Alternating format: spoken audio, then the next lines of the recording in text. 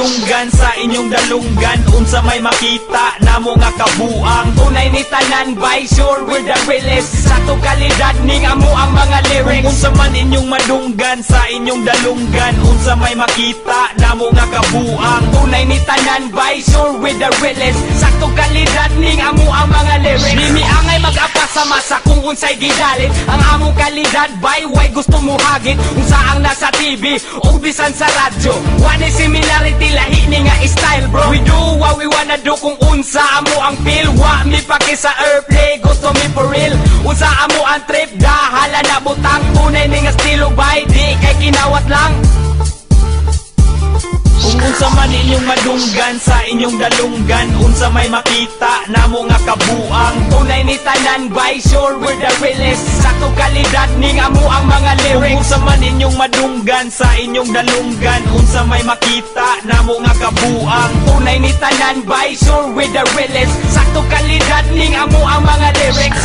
Mga pamulong nga natural bay, wa giparihaan ang madungog kanunay. Kani nga style bay, walay pilion para nako, I just wanna pack the mic on. Go with the flow, unsay nisulod sa utok.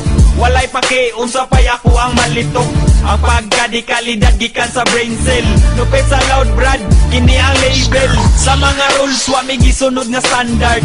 Dili mi gentle, gusto mig fuck hard. Ingon sila kami na buang basing kamo. Mas ma-inspire mi kung tao gugluko-luko. Wa mi paki, unsa pay sulti sa uban. Among sistema bay, walay suknanan. Among birada, wa nay pa simple. Lupig pang nagugno nga mga pimple.